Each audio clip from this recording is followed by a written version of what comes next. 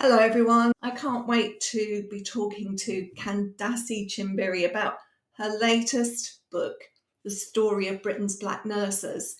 It's such a delight to be talking with you again. We did have a conversation about the story of Britain's Black Airmen. So I know that you're a wealth of knowledge about Black history. I think it was 2 years ago that we talked about the story of Britain's Black Airmen. You know, time really flies, doesn't it? It does when you're having fun, as the saying goes. Before we do talk about the story of Britain's black nurses, I just want to remind everybody about the other books that you have written. In fact, I think your book about the story of Windrush was the first children's book that I read. Yes, the story of the Windrush was originally a self published book. I actually started self publishing back in 2009 because of the lack of diversity in books for children, and I was particularly interested in Black history for children. And I thought about that book in 2017 because I realized the next year was the 70th anniversary of the arrival of the Windrush. And I hadn't at that time seen any other books for children about this really important part of history. So I decided to write that book, and it was popular.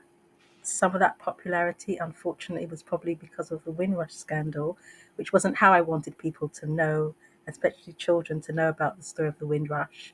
But that was the first book that I did about modern Black history.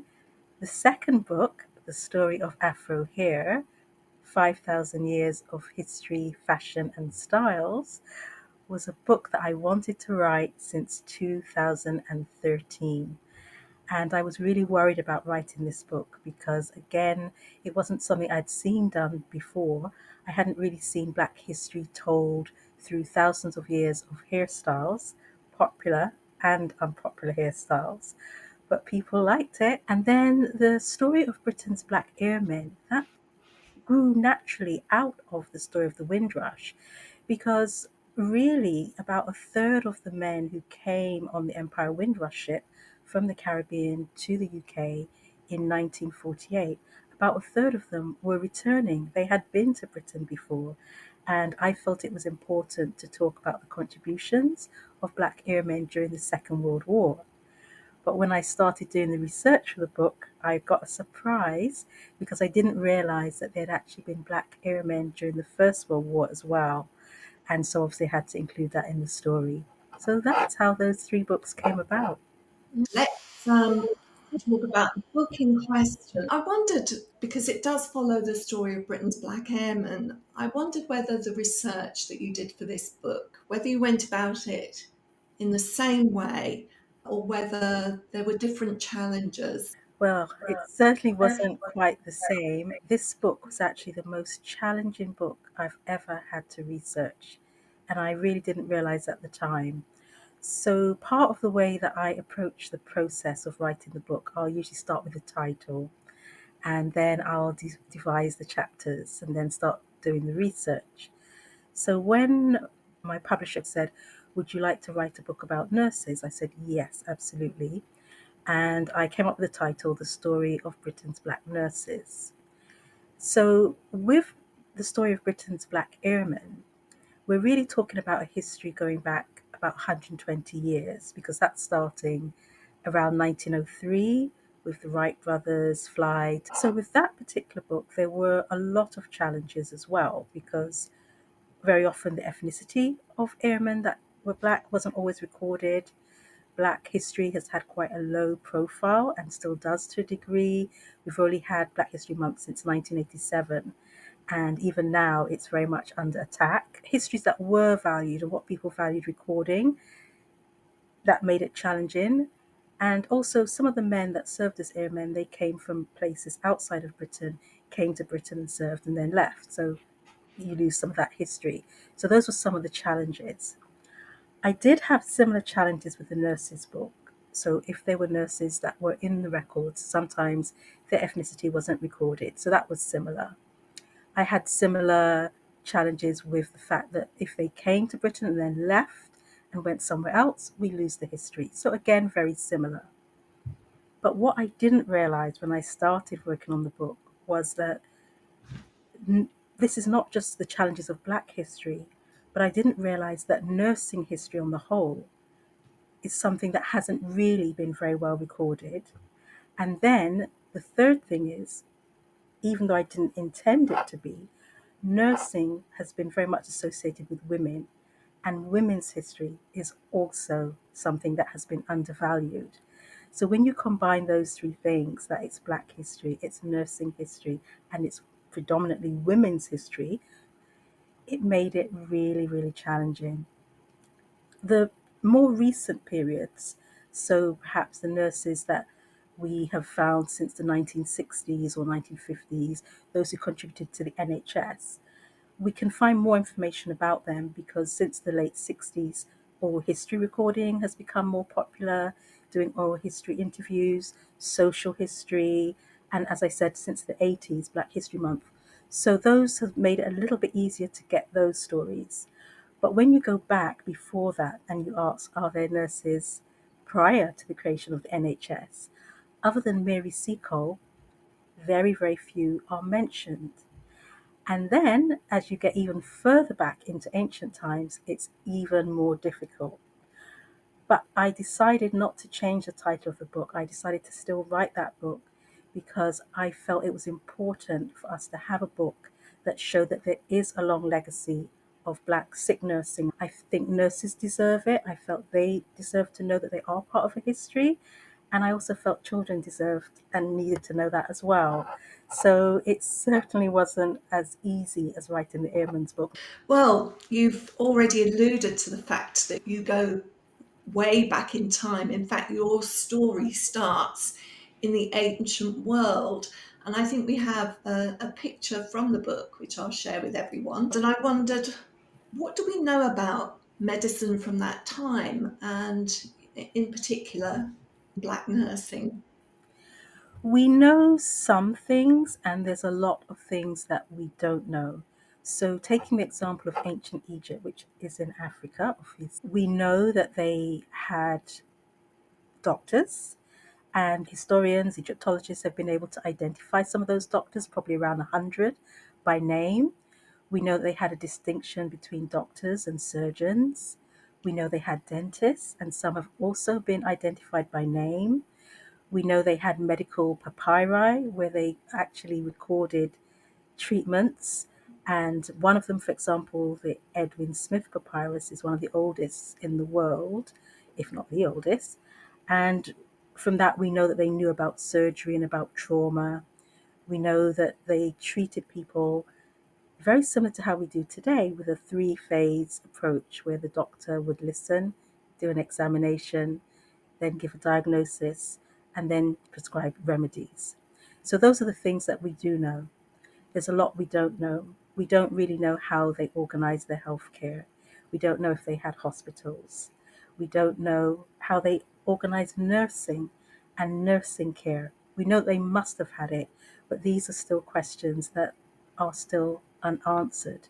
So there are bits that we know, and there's a lot that we don't know about medicine in ancient times. I also know that in other parts of Africa there was also knowledge as well. We know that in medieval times, in certain parts of West Africa, for example, they actually had knowledge of how to use different herbs, and that was recorded and was even greater than the ancient Egyptians. Ancient Egypt, there is a word for nurse, but when they use that word, it's referring to nannies and also referring to wet nurses. So, how do they care for people when they were sick and injured? We still don't know.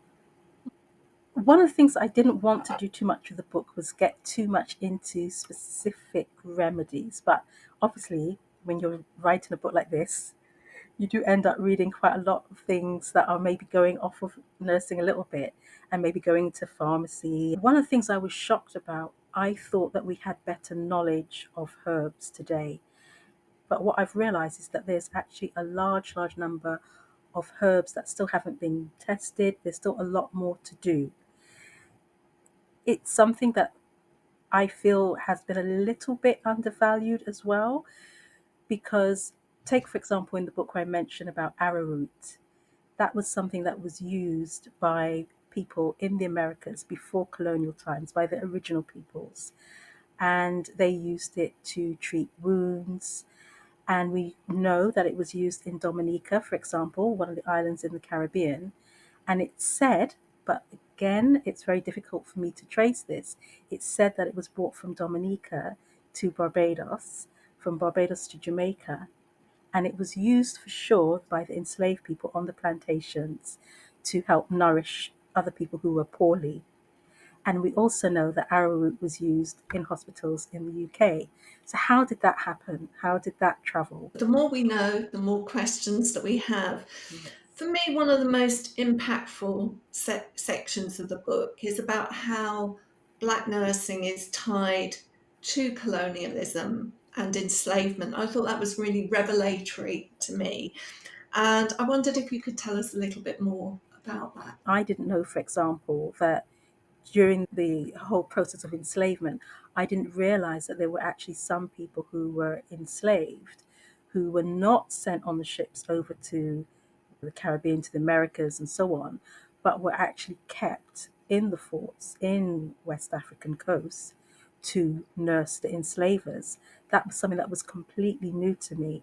And the fact that the enslavers were observing and could see that these healers had knowledge, that they had knowledge of herbs and pharmacy, and that many of these recipes or remedies or simples, as they called them, they actually worked better than many of the European treatments at the time. Part of me thinks, why would you care for somebody? It's hard to fathom, isn't it? Well, they had no choice. They were being Mm. forced to care. And also, having that skill could be an advantage to keeping you maybe getting better food, getting better privileges over someone who didn't have that knowledge. And so that's partly how that would have worked. There are cases in America, for example, of people who had knowledge of how to cure things, nursing, a bit of doctoring as well, and they were able to use that to bargain for their freedom. And on plantations as well, they had medical rooms, but nurses were quite often locked in. They were sort of hospitals and prisons at the same time. With the enslaved hospitals, they were called sick houses or sometimes hot houses. We have to be really clear, these were not luxurious places. There were some that were quite big. In Jamaica, for example, they did have some big ones that were serving multiple plantations. But these were something that came about not at the very beginning of the enslavement period, they came about a bit later following the movement here in the UK, the anti slavery movement. And so this was one of the things that the planters were forced to do. And although we might call them slave hospitals, we really shouldn't think of them as hospitals. As you said, they often doubled as prisons as well. And yes, there were cases, as I quoted, of the enslavers wanting to lock the nurses up in the hospitals to make sure they didn't escape. Most of the nursing, however, would have taken place outside of these hospitals.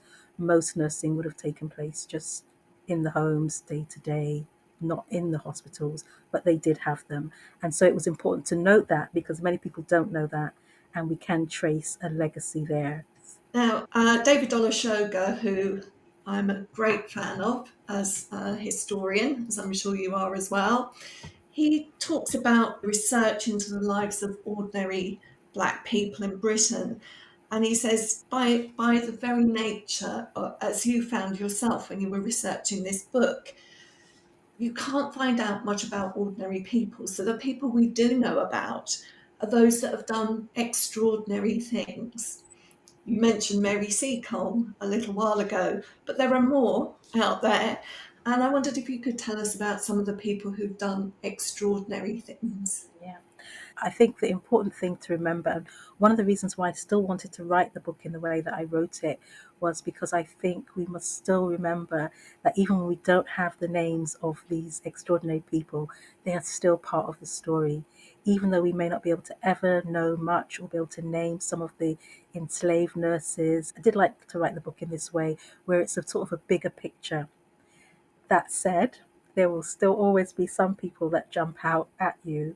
And one of the women that I can't get out of my mind and still want to find out more about her is Sarah Woodbine, a black nurse who came from Argentina, late Victorian period, and I found out about her story partly through a documentary or a talk I heard by the Royal College of Nursing, where I just got a little tip. And then when I was doing some of the research and looking through some of the British nursing journals from the past, I saw her story. And she came over from Argentina when she was 14. She came with her father. She wanted to become a qualified nurse because, as she said, in her country, the white people have people to look after them when they're poorly, but my people don't have anyone. And her story to this day always touches me, how she came. And the article was a plea for equality. It would seem she was very qualified, a wonderful, wonderful person, but she did seem to have difficulty getting promotion. And it was based on racism. And it was good that story was there because I think it's important for us to know those stories. So she's one of the extraordinary people. I noticed there are a couple of African princesses who came to nurse in Britain as well. Was their motivation to work in the health service here with the view of taking back some of what they'd learnt? Yeah, definitely. So I would say prior to around the time of the Second World War, there were nurses coming from Britain coming out to the colonies, these colonies in Africa and the Caribbean. Remember, this story that I'm telling, the story of Britain's black nurses, I'm not just telling the story of the nurses who were here in Britain and stayed in Britain. I realized very early, and this is one of the reasons why it was also more challenging, because I realized that to really try and tell this story and give the framework of the history of black nursing, you have to consider more than 30 countries as part of this because Britain was an empire and there are more than 30 countries today that are part of this history. So, what you have is after nursing becomes more respected here, becomes a profession, and so on, white nurses are going out to the colonies, and these colonies are run by white British elites. And they want these new style nurses, they want the Florence Nightingale trained nurses to come out. So they're coming out and doing these roles. So the matrons, the sister tutors, the more senior nurses, they will be colonials coming out. But black women, they also want to do these roles. They then want to get into training, and it's very, very difficult.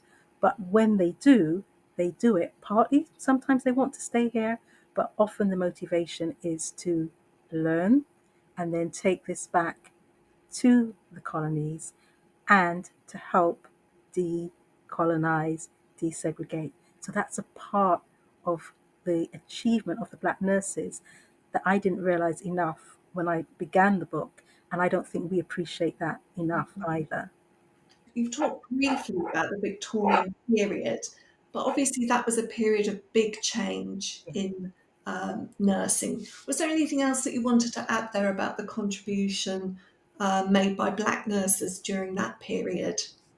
Well, yes, I think absolutely. We remember Mary Seacole, which we've mentioned, and I've given her two chapters in the book. But I also felt it was important to put her into some context as well, because we know that her mother had skills, and there would have been other women around that time who also had skills, which I've explained. But we know about Mary Seacole. I think what we can also remember about that Victorian period, part of the reason why Mary Seacole and Florence Nightingale are so important to that period is because they helped during a war, during the Crimean War. And it's unfortunate, but people seem to appreciate nurses more when there's a crisis, whether it's a war or a pandemic. And then very often they tend to forget if we're not careful. And that's one of the reasons why I wanted to write the book in this way, because I feel we need to start remembering nurses and remembering the importance of these people who look after us sometimes at the worst points in our lives. I think the next big episode in the history of nursing in Britain was the establishment of the National Health Service. And I think it's not an exaggeration to say that the NHS would not have existed without nurses from former colonies, from Africa, from the Caribbean. Although it's not Black history as such, I did also want to mention the Indian subcontinent. And I was interested, maybe you saw it as well, the BBC documentary RNHS A Hidden History, which demonstrated that during the 1960s, there was a panic in government about the NHS being in danger of collapse because of the war between Pakistan and India, and the fear that medical staff from those countries would return to their country of origin. So it was a real crisis, just demonstrating that we could not exist unless we had that contribution. So I think it's essential that we understand the scale of this contribution, both to the establishment of the NHS and its continuance. Could you tell us what you found out about Black nurses' contribution to the establishment of the NHS? So I think one of the things about the colonial period that we talked about, where the matrons, the sister tutors, and often the senior nurses in some cases, even all the nurses were coming from Britain, we get that reversed after the Second World War and with the establishment of the NHS in 1948. But absolutely, you're correct. From the beginning, the NHS had a shortage of nurses and other staff as well, which is why they had to look to recruit, I would say reluctantly, really, from other places. And you're right, it wasn't just black nurses, there were also nurses from Ireland and Malta. But the recruitment of nurses from the Caribbean did begin very early. And ironically, this year, 2024, is the 75th anniversary of the recruitment of workers from the Caribbean by the NHS. But we haven't really celebrated it. We did celebrate last year the 75th anniversary of the Windrush, but we seem to have forgotten that this year is the 75th anniversary of recruitment from the Caribbean, when the NHS literally went out to get workers and asked them to come from the Caribbean. I'm going to put this question up, which is about Bermuda, as it happens, and really encourage other people in the audience to find that Q&A. Do you know of any nurses who came from Bermuda? Yes, absolutely. So Bermuda, I think I've mentioned Lorraine Dyer in the book. She was one of the nurses that came over. She was filmed and she was here during the Second World War, and she's been mentioned by name. So she's one that's mentioned. But I tried not to mention too many names because I didn't want it to just be a list of names. I'm very interested in nurses from Bermuda and the history of nursing in Bermuda. And I have some more nurses' names in my files and in my mind. This was the question that I was going to ask next, so I'm glad that somebody from the audience is asking it. How would I like to see the book being used with children in schools? So I would like to see it being used in two ways. So first of all, it's obviously a Black history book, but that's non-fiction. And one of the things that I am beginning to feel a bit more, especially recently, I don't think that we are doing a good enough job of really explaining to children how publishing works and how books are created. And I feel at this time where we have AI, we have social media, quite often I feel children immediately think if they see something on the internet, it's correct. And obviously, it isn't always and often isn't. So I feel that we can do a bit more to perhaps show them the book, show them the acknowledgements in the book, explain that when an author writes a book, how other people help, show them the chapters, explain how an author structures the book, puts things together, how information is organized, explain what is a bibliography, what's the difference between a bibliography and a select bibliography, explain what is a glossary, how a glossary is different from a dictionary. And I think that we can start in that way. And then I think explain that Black history is still something that we're really doing a lot more of now, and we didn't always do it. Have that discussion. What do we know? What don't we know? And why might there be things that we may never be able to know? That's another discussion we can have. Then go into the individual chapters. Each chapter has been designed in a way where it can be a project in and of itself. The children can read it, they can do further research, or they can create something, do a response to it. They can do research by talking to people themselves. Something that I would like to see done as a result of this book, as a result of children and schools reading it, is every country from A to Z, Anguilla to Zimbabwe, all these 30 plus countries. What about having children in schools do a project where they look at the hospital or hospitals in those countries? When were they set up? Who set them up? When did their names change? Because many of them are named after people from the royal family, and that wasn't their original name. What were their names before? Who was the first black matron in the hospitals? What were the policies? These are some of the things that we can do to help the next generation take this knowledge forward, recording the history now, but also to build on it. Fabulous. Let's come to that final question. So, as you know, I have a 5 book deal with Scholastic, and you've seen the 4 books that I've done, the Story of Britain's Black Nurses, and the other 3 books as well. I would like people to suggest a 5th book. But I think there needs to be 3 aspects to the suggestion. I think it needs to be the suggestion, what content and topic would you like to see? But I also think you should look at the other books I've done, and the second part of it should be why you think that book that you're suggesting would complement or expand on what I've done before. And thirdly, why you think I should do it.